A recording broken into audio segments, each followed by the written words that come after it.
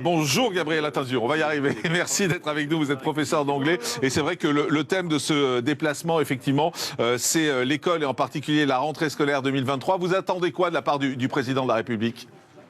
Tout sauf la vérité, vraiment. Non, vous savez, le sujet de l'émission aujourd'hui, c'est dans quelle mesure il y a une communication maîtrisée par l'Élysée dans ses déplacements, etc.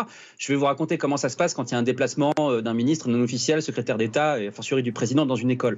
On passe un coup de peinture la veille, on supprime les cours des profs qui seraient peut-être un petit peu récalcitrants et on s'assure que toutes les interactions sont positives. Donc non, là aussi, c'est une affaire de communication. Alors, le grand sujet sur la table, vous avez compris, c'est l'argent. L'argent, moi j'ai fait les comptes. Depuis 2017, en réalité, l'inflation, et ça tous les Français l'ont vécu, on va arriver à 20% à la fin de l'année. D'accord ? Donc en 6 ans, on est à 20%.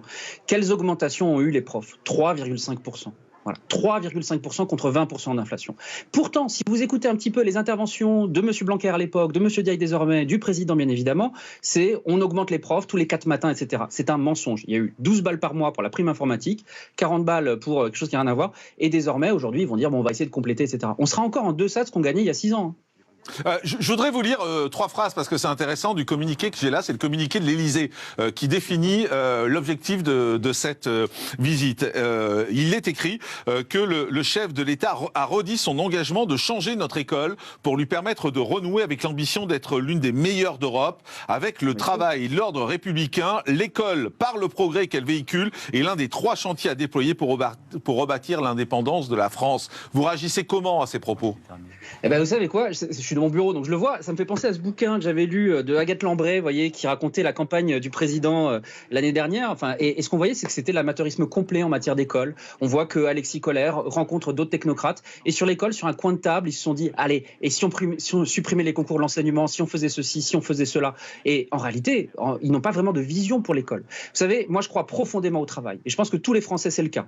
Et qu'est-ce qu'il a fait, par exemple, sur la réforme du baccalauréat ?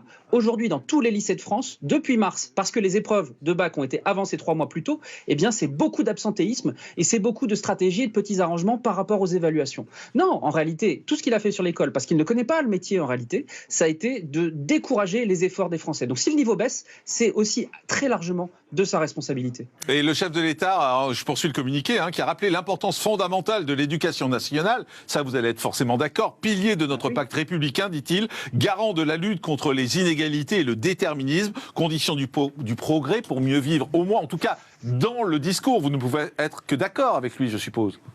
Ben oui, mais le problème, c'est qu'on peut dire qu'il fait beau, s'il pleut, il pleut. Voilà. Enfin, non, mais une autre stat, tenez, tiens, ce que ça m'évoque. Il dit qu'il veut défendre l'éducation nationale. Depuis 2005, à Paris, pour prendre l'exemple de Paris, il y a à peu près un tiers d'écoles privées. Voilà. Et il ouvre les vannes. Depuis 2020, les décisions d'affectation dans le privé est en train d'augmenter. On est déjà à 37%. Et il y a certains qui écrivent, qui étudient le sujet. Ils anticipent que d'ici à 2033, donc dans une dizaine d'années, la part d'élèves dans le privé à Paris passerait à 47%. Donc pratiquement la moitié qui serait dans le privé. Non mais là, c'est crucial. Pourquoi ça nous concerne tous ? Parce que c'est quoi faire pays ? C'est quoi faire nation ? C'est quoi la France ? C'est quoi défendre l'éducation nationale ? Eh bien précisément, c'est avoir des expériences communes. Si on privatise tout, on perd une expérience commune. Et là, encore, je dis danger, danger, danger, danger. Ce qu'il déclarera aujourd'hui, il faut davantage regarder les faits et écouter les professionnels. Et tous les profs vous le diront, attention, la maison est en feu.